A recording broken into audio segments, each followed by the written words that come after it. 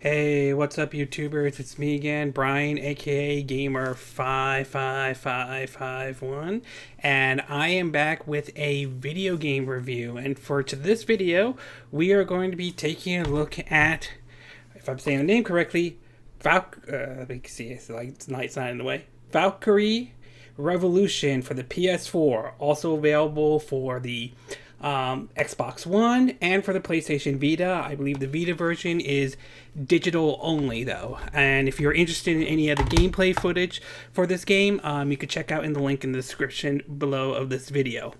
The Valkyrie series has always been sort of a personal favorite of mine, and it's one that I have enjoyed, particularly with the first one, if I have that copy right here. Yeah, I do. Let me get it out.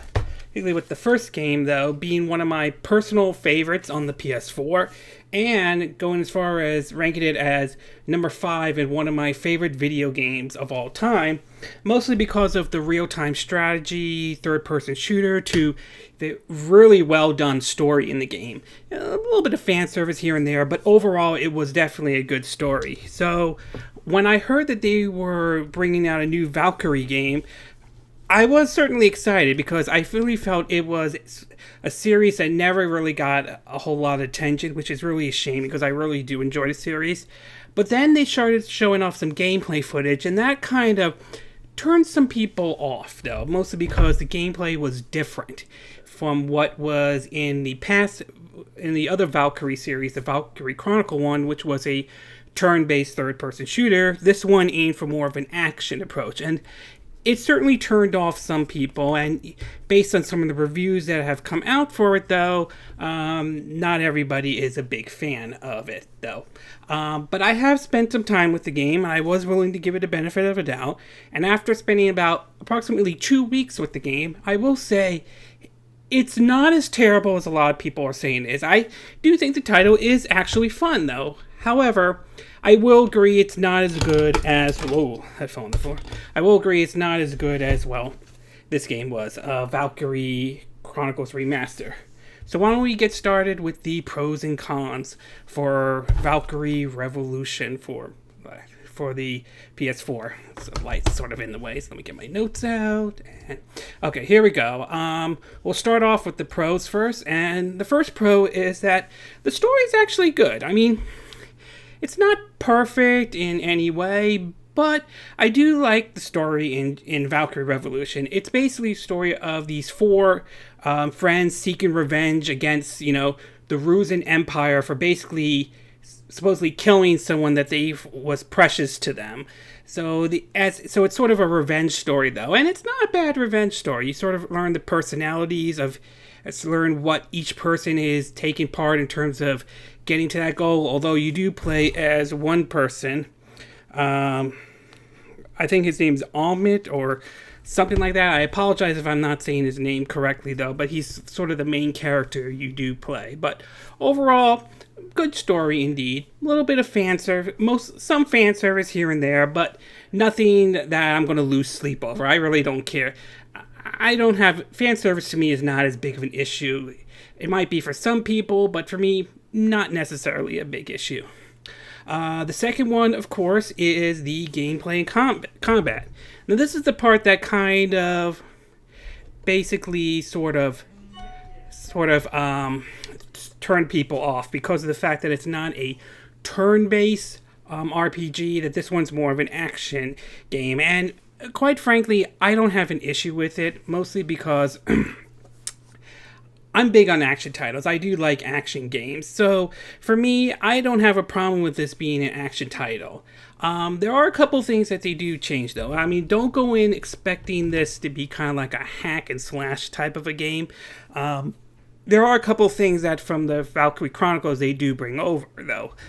For example, anytime your character does an action, though, there is sort of a gauge that sort of needs to refill, so your character won't be able to attack or do anything like that until that gauge is refilled.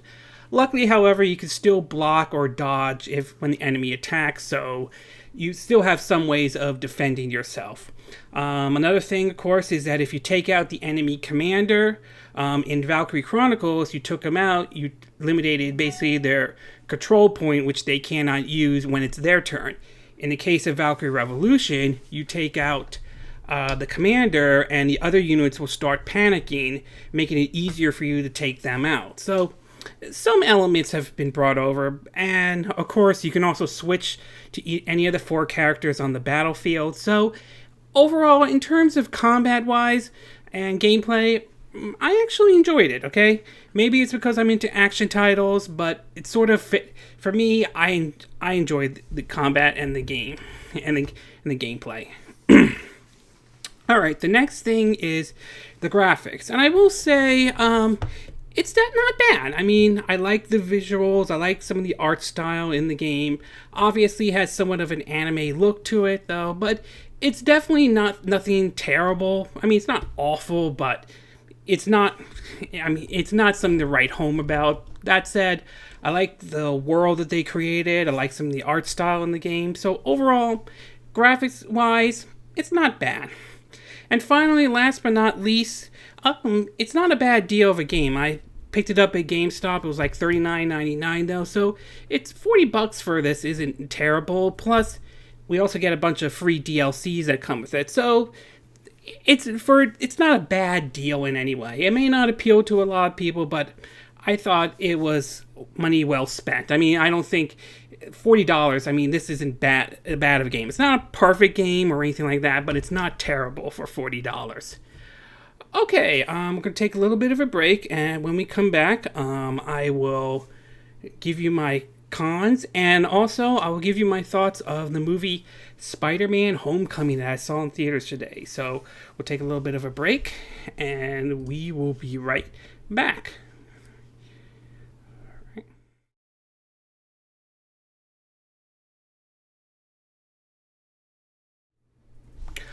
Okay, and we are back with part 2 of our video review of Valkyria Revolution for the PS4. And now that I gave you the pros, why don't we get started with the cons?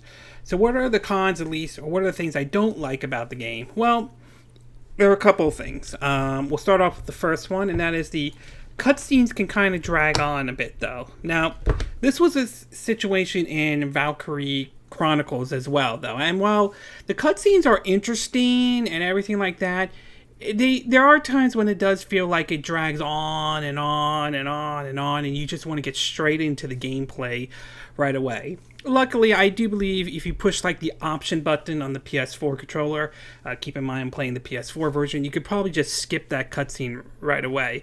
You might miss part of the story. Whether you think that's important or not, that's your call. But in either case, I can understand the cutscenes can kind of drag on just a bit. The next one is the combat. Now, I mentioned in the pros how I enjoy the combat, and I still think it is fun. I mean, like I said, I am an action person.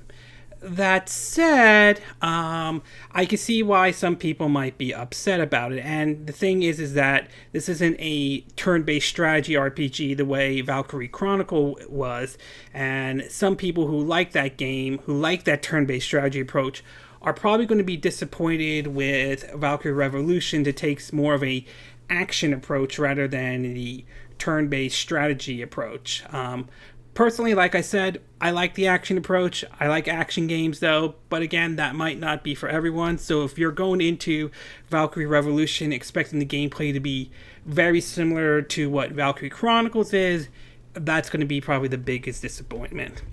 The next and the other two, next one I would like to point out is the story, though. Now, as I said, I did enjoy the story. I did like the fact that this is a story about a tale of revenge of these couple of friends trying to get together to take down these people who killed somebody that they cared about.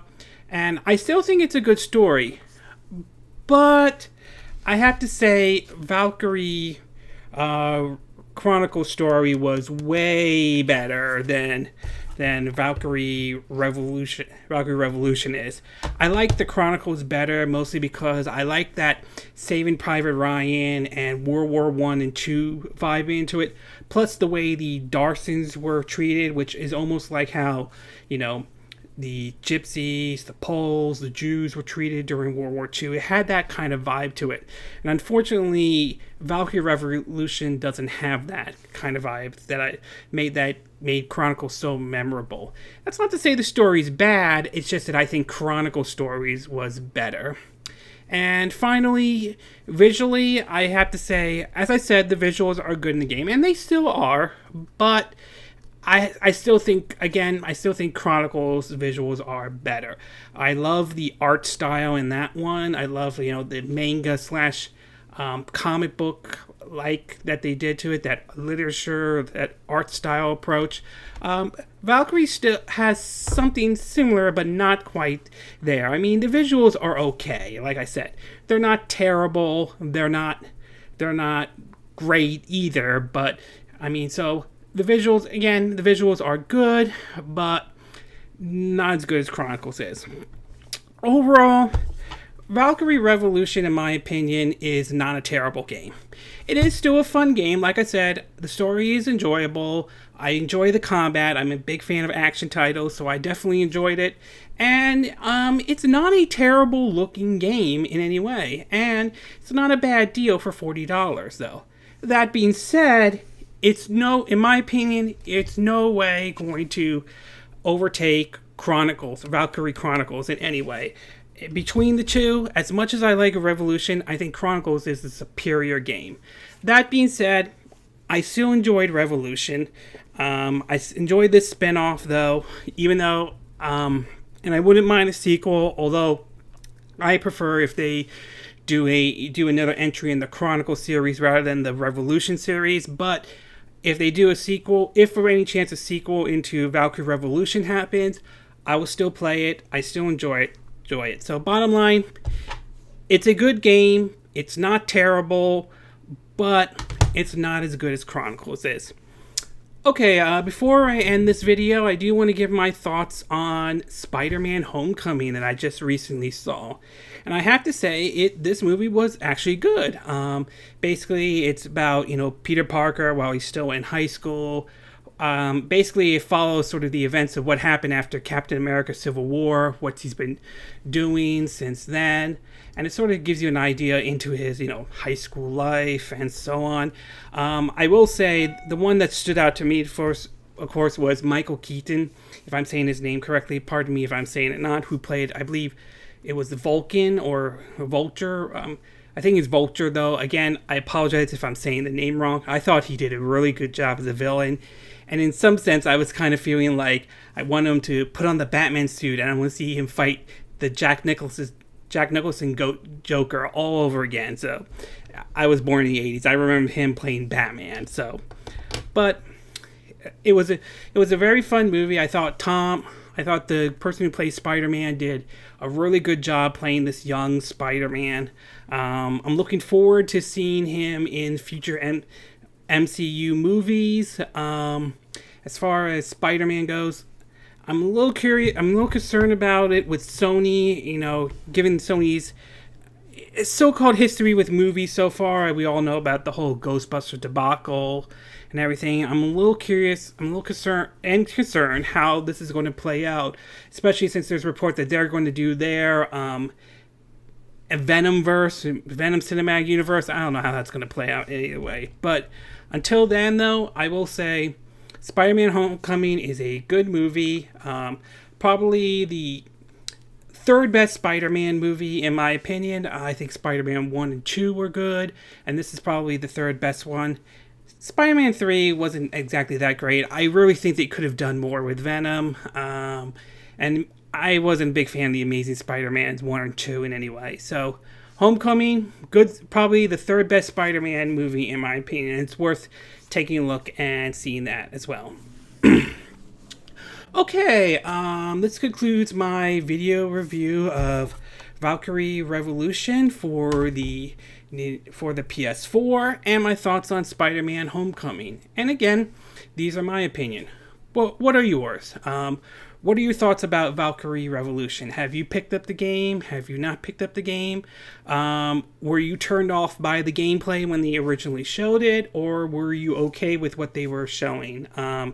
Do you think the game is better than Valkyrie Chronicles, or do you think Chronicles, at least the way I see it, is a better game than Valkyria Revolution? Are you pleased with what you're playing? Are you disappointed with what you're playing? And what are your thoughts about Spider-Man Homecoming? Did you enjoy it as I did? Were you disappointed? Do you agree with what I said in this video? Do you disagree with what I said? As always, sound off on the comment section below. Let me know what you think.